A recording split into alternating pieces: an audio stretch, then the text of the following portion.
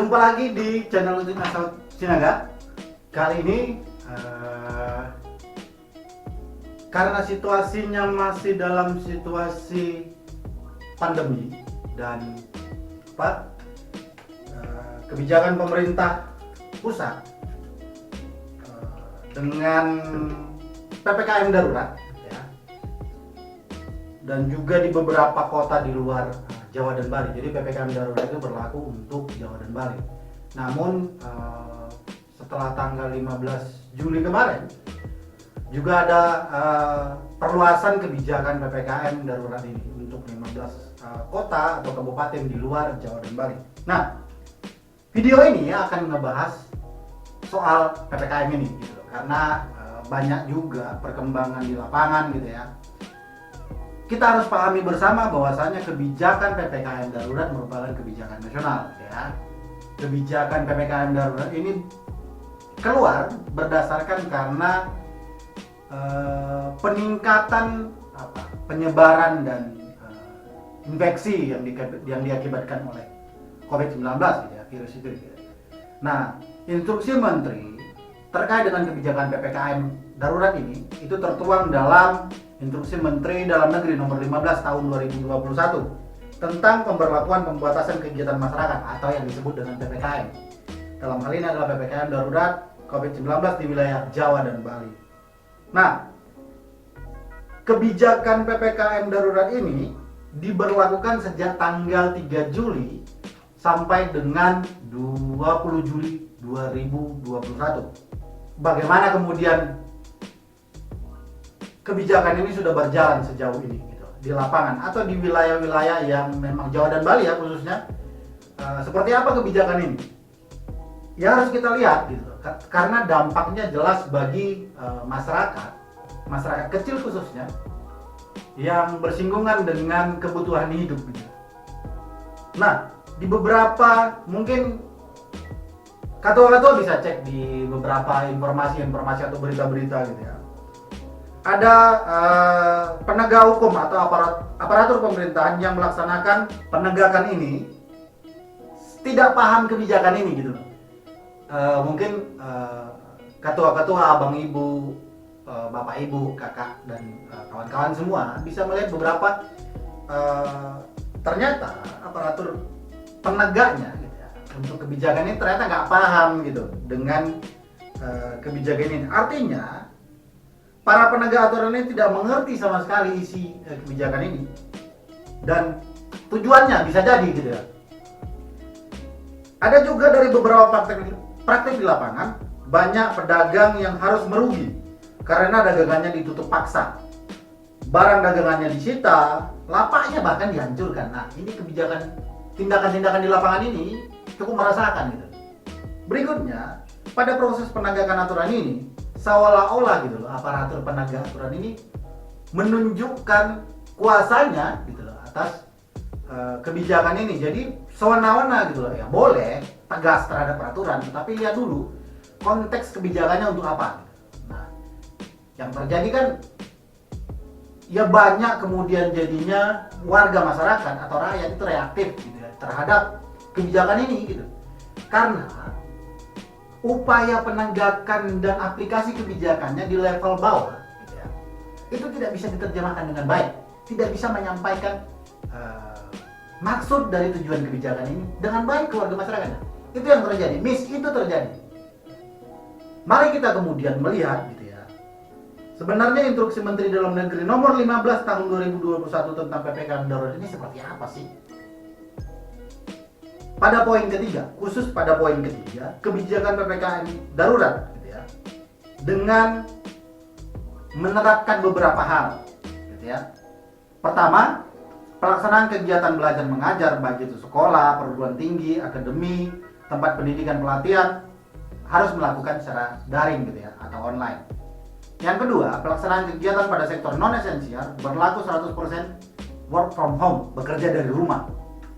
Yang ketiga, pelaksanaan kegiatan pada sektor esensial maupun kritikal gitu ya.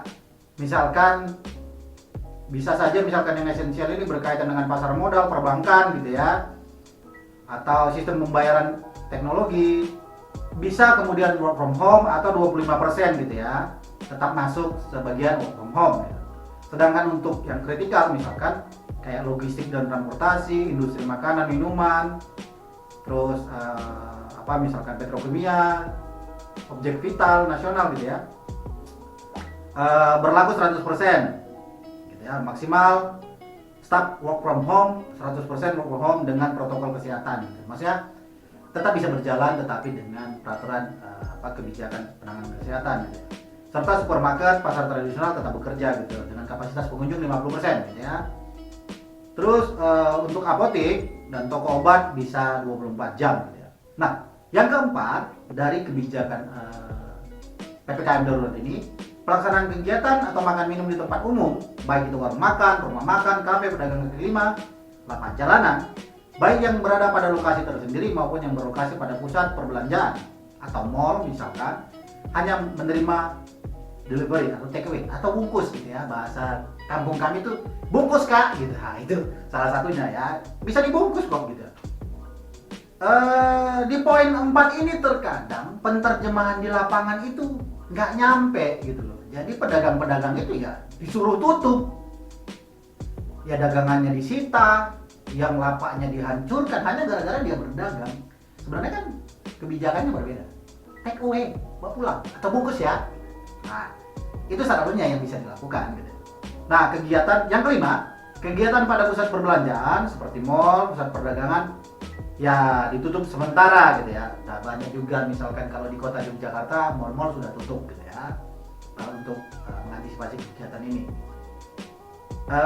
Keenam, pelaksanaan kegiatan konstruksi misalkan proyek gitu ya, beberapa ini beroperasi 100% tetapi dengan protokol kesehatan yang ketat. Yang ketujuh, pelaksanaan ibadah gitu ya, tidak hanya mungkin masjid, musola, gereja, gereja, pura, vihara, kelenteng serta tempat umum lainnya difungsikan sebagai tempat ibadah untuk sementara ini ditutup wilayah Jakarta dan Bali karena PPKM darurat, atau beberapa kota tadi yang berlaku mulai 12 Juli kemarin itu misalkan memperlakukan hal yang sama gitu ya. Nah, kedelapan, ada fasilitas umum kayak misalkan taman umum, tempat wisata gitu ya, ditutup sementara. 9, kegiatan seni, budaya, olahraga, dan sosial kemasyarakatan yang dapat menimbulkan keramaian ditutup sementara. Makanya Liga Indonesia tidak bisa dilaksanakan. Mungkin ya bagaimana lagi gitu ya. Ke-9 ada transportasi umum gitu ya. Transportasi umum ini kayak ya bis, taksi gitu ya, angkutan massal lainnya, pesawat misalkan konvensional maupun yang online gitu ya, diberlakukan dengan pengaturan kapasitas maksimum 70% gitu, dengan menerapkan protokol kesehatan secara lebih ketat. Ke-10, resepsi pernikahan dihadiri minimal 30 orang. Dihadiri maksimal, bukan minimal, sorry. Dihadiri maksimal 30 orang dengan menerapkan protokol kesehatan yang ketat. Ya, penyediaan makanan harus dibungkus gitu ya, atau ya kotak atau apa dibawa pulang gitu. Jadi tidak prasmanan. Ke-11, pelaku perjalanan domestik. Ini berkaitan dengan penerbangan misalkan dari daerah yang Jawa Bali atau keluar daerah gitu. Nah, diberlakukan beberapa catatan, misalkan harus punya vaksin minimal tahap 1, terus kalau penerbangan misalkan contohkan pengalaman pribadi saya ketika PPKM ini diberlakukan mulai tanggal 3 Juli gitu ya. Nah, saya ada agenda bersama dengan teman-teman di tempat kerja itu ingin melakukan kegiatan keluar Jawa gitu ya, Kalimantan tepatnya. Nah, kemudian kita sudah menyiapkan semua persyaratan gitu ya, kayak vaksin tahap 1, terus PCR gitu ya, harus dilakukan. Nah, namun kita harus meng-cancel karena ada pertimbangan-pertimbangan lain. Tetapi untuk saat ini persyaratan-persyaratan untuk penerbangan itu harus dilakukan, seperti vaksin minimal tahap 1 sama PCR gitu ya. Nah, untuk mungkin kendaraan darat antigen gitu ya, itu harus. Nah, berikutnya kalau tidak salah 12 ya. 12, tetap memakai masker dengan benar dan konsisten. Nah, ini yang kadang secara pribadi kita juga harus bisa konsisten untuk itu. Tapi ya ini kan perilaku baru dalam hal kesehatan gitu ya. Nah ini yang harus dibiasakan mungkin. 14. Pelaksanaan PPKM Mikro di tingkat RT RW zona merah tetap diberlakukan. Karena misalkan ini terkait dengan untuk memperkecil penyebaran gitu. Jadi memang harus diberlakukan kalau misalnya satu RT atau RW Bapak Ibu itu sudah ada penyebaran, nah itu mungkin bisa diisolasi gitu ya secara ruang. Nah, ada beberapa hal dalam prakteknya di lapangan PPKM darurat ini tidak ada seperti pendidikan atau sosialisasi yang baik dan bisa nampak berdampak gitu kalau dilakukan sosialisasi. Misalkan jarang kemudian pelaksana penegakan PPKM darurat ini menyampaikan minimal pertama gitu ya, menjelaskan tentang sebenarnya pada kondisi tertutup, ruangan tertutup, pertemuan panjang yang lebih dari 15 menit itu rentan gitu ya. Yang kedua, penggunaan masker dengan benar dan konsisten adalah protokol kesehatan paling minimal yang harus dilakukan oleh semua warga masyarakat. Ketiga, mencuci tangan dengan sabun atau menggunakan hand sanitizer berulang, terutama setelah menyentuh benda yang disentuh oleh orang lain. Keempat, nah ini penggunaan masker gitu ya yang lebih baik gitu ya. Kalau sekarang kan disarankan ada 2 gitu ya, masker kain di luar, masker medik di dalam, dilapis gitu ya. Nah, 5, penerapan protokol kesehatan dilakukan dengan mempertimbangkan beberapa faktor seperti ventilasi udara, durasi, dan jarak interaksi untuk meminimalisir risiko penularan. Untuk aktivitas misalkan, Bapak Ibu tetap bisa beraktivitas pada dasarnya, ya. Baik itu di luar rumah atau di masyarakat. Tapi jadi tadi misalkan jaga jarak, gitu loh, jaga interaksi, gitu ya. Keenam ada pertimbangan, nah itu tadi jaga jarak. Keenam pertimbangan jarak. Ketujuh pertimbangan ventilasi. Kedelapan, dalam kondisi penularan sudah meluas di komunitas, maka intervensi yang lebih ketat harus dilakukan. Kesembilan, penguatan 3T gitu ya, harus dilakukan. Testing, tracing, treatment. Ini yang perlu terus dikerjakan gitu ya. Nah, kesembilan, upaya percepatan vaksinasi menjadi pilihan saat ini. Nah, ini yang poin terakhir yang sedang didorong oleh pemerintah gitu ya. Baik itu di Jawa, Bali maupun di luar, baik di Kalimantan, Sumatera, Papua, Sulawesi. Itu sekarang sedang didorong gitu ya. Mungkin masih banyak yang melihat bahwasanya vaksin ini masih menjadi persoalan. Nah, saya juga mengkritik mekanismenya sebenarnya, oke, vaksin itu misalkan untuk semua masyarakat Indonesia gratis gitu ya, tapi mekanismenya yang mungkin harus dirubah gitu biar tidak menumpuk gitu ya di fasilitas-fasilitas kesehatan yang melaksanakan vaksinasi gratis gitu ya. Ya silahkan dipikirkan caranya begitu. Mungkin menurut saya bisa tenaga medisnya mendatangi misalkan desa atau kelurahan atau RT gitu ya, datang dengan berjadwal khusus gitu ya, sehingga semua bisa diakses. Nah, kebijakan PPKM darurat ini juga mengharuskan percepatan dan sinkronasi beberapa konsekuensi dari pemberlakuan ini. Misalkan bantuan sosial atau jejaring sosial itu harus beriringan juga gitu. Sehingga kekhawatiran masyarakat di desa-desa atau masyarakat secara umum gitu, kalau saya di karantina wilayah sementara saya harus bekerja keluar daerah gitu, contoh misalkan ya Yogyakarta juga antara Sleman kota terus ke Bantul ya juga ada penutupan buka tutup gitu. Nah, bagaimana kami mengantisipasi itu gitu? Kalau tempat kerja saya misalkan berada di kota, saya tinggal di Sleman ya, tapi bukan di perbatasannya misalkan. Nah, itu menjadi persoalan tersendiri gitu ya. Nah, tentu juga penerapan sanksi di lapangan ini itu menjadi persoalan. Ya, kita tahu bersama beberapa berita terkait dengan penegakan PPKM darurat ini itu ramai diperbincangkan oleh masyarakat, bahkan mengkritik pemerintah ya. Karena praktek di lapangannya itu berbeda dengan upaya kebijakannya gitu. Nah, sementara sebetulnya instruksi Menteri nomor 15 tahun 2021 ini, Menteri Dalam Negeri khususnya terkait PPKM ini mencantumkan sebenarnya Undang-Undang nomor 4 tahun 1984 tentang wabah penyakit menular Undang-Undang Nomor 6 Tahun 2018 tentang karantina kesehatan. Harus diingat bahwasanya Undang-Undang Nomor 6 Tahun 2018 tentang karantina kesehatan ada hak dan kewajiban yang harus dipenuhi. Pilihan kebijakan PPKM darurat rasanya sedikit menghindar gitu ya. Ya kalau dibilang pemerintah menghindar ya, mohon maaf gitu. Karena ada konsekuensi ketika mengkarantina wilayah untuk Bapak Ibu yang bisa mengetuk palu soal kebijakan gitu ya.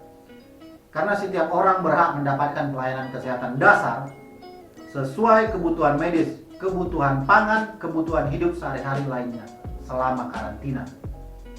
Saya ulangi, setiap orang mempunyai hak mendapatkan pelayanan kesehatan dasar sesuai kebutuhan medis, kebutuhan pangan, dan kebutuhan kehidupan sehari-hari lainnya selama karantina. Bisa dicek di Undang-Undang Nomor 6 Tahun 2018 tentang karantina kesehatan, khususnya pasal 8. Nah, yang harus dipahami adalah karena ini karantina wilayah, ya, di pasal 55 Undang-Undang Nomor 6 Tahun 2018 juga menegaskan selama dalam karantina wilayah, kebutuhan hidup dasar orang dan makanan hewan ternak yang berada di wilayah karantina menjadi tanggung jawab pemerintah pusat. Tanggung jawab pemerintah pusat dalam penyelenggaraan karantina wilayah dilakukan dengan melibatkan pemerintah daerah yang pihak berkait di wilayahnya, gitu ya. Berikutnya, pembatasan sosial berskala besar dalam bentuk kebijakan hari ini, PPKM darurat misalkan, merupakan bagian dari respon kedaruratan kesehatan masyarakat. Sehingga pembatasan sosial bertujuan untuk mencegah memperluas gitu. Tentu pembatasan sosial berskala besar dalam bentuk PPKM darurat paling sedikitnya meliputi peliburan sekolah dan tempat kerja, pembatasan kegiatan keagamaan, atau pembatasan kegiatan di tempat atau fasilitas umum seperti yang tercantum dalam Instruksi Menteri Dalam Negeri Nomor 15 Tahun 2021 ini tentang PPKM darurat gitu ya. Nah, celakanya kebijakan PPKM darurat ini di beberapa wilayah yang tidak darurat gitu ya, memberlakukan hal yang sama. Latah kebijakan terjadi di beberapa daerah gitu ya, di luar Jawa dan Bali. Walau ada 15 wilayah kabupaten kota yang sejak tanggal 12 Juli hingga tanggal 20 Juli memberlakukan kebijakan PPKM darurat ini. Di antaranya gitu ya, di Kalimantan Barat ada kota Pontianak dan kota Singkawang. Di Kalimantan Timur ada Berau, kota Balikpapan, dan kota Bontang. Di Kepulauan Riau ada kota Batam dan kota Tanjung Pinang. Di Lampung, kota Bandar Lampung. Nusa Tenggara Barat ada kota Mataram. Papua Barat ada kota Sorong, Manokwari. Sumatera Barat ada kota Bukit Tinggi, kota Padang, dan kota Padang Panjang. Sedangkan di Sumatera Utara itu ada kota Medan. Kenapa saya bilang kebijakan PPKM darurat ini latah kemudian diberlakukan di beberapa daerah yang sebenarnya dia tidak masuk pada kebijakan PPKM darurat. PPKM skala mikro harusnya dia, masih skala mikro. Ada beberapa daerah kabupaten yang tidak masuk pada kebijakan PPKM darurat ini, latah gitu loh. Jadi memberlakukannya seperti PPKM darurat betulan di Jawa dan Bali. Nah, ini menjadi keresahan. Nah, upaya penanganan kesehatan ini gitu ya, harus menjadi prioritas. Pilihannya hari ini adalah tetap kemudian jaga jarak, pakai masker, cuci tangan, hand sanitizer, kurangi kegiatan tidak perlu di keluar rumah, menghindari kerumunan gitu ya. Tetapi kemudian upaya untuk vaksinasi harus terus didorong. Tetapi metodenya tolong dilihat kembali. Dan berikutnya adalah penegakan PPKM darurat ini harus menjadi perhatian Bapak Ibu pimpinan di daerah masing-masing yang daerahnya memberlakukan PPKM darurat. Please minta tolong, kebijakannya bukan untuk membubarkan masyarakat jualan. Kebijakannya bukan untuk menyuruh masyarakat tidak jualan gitu. Bisa, jangan timbulkan keramaian, itu saja. Gitu kan? Kita mohon kepada Bapak Ibu penegak peraturan gitu ya. Nah, ini harus menjadi konsentrasi bersama. Masyarakat jangankan diminta berdoa, diminta kerjasama dan untuk sama-sama bergotong royong untuk mengatasi pandemi ini. selalu siap dan selalu mau. Semoga video ini bermanfaat gitu ya, bagi kita untuk melihat bahwasanya kami tetap kritis terhadap kebijakan pemerintah, tetapi kami juga mendukung upaya pemerintah dengan cara kami menjaga jarak, memakai masker, dan tidak membuat kerumunan ya, yang merisaukan banyak orang. Oke, itu dulu video hari ini. Sampai bertemu di video selanjutnya. Jangan lupa tetap sehat, jaga semangat, jaga imun. Semoga pandemi ini bisa kita lalui dengan jauh lebih baik, dengan semangat gitu ya. Semoga Bapak Ibu, para ketua juga sudah divaksin, baik tahap 1 maupun tahap 2. Semangat selalu, semoga badai ini pasti berlalu. Sampai bertemu di video selanjutnya dan ciao, dadah.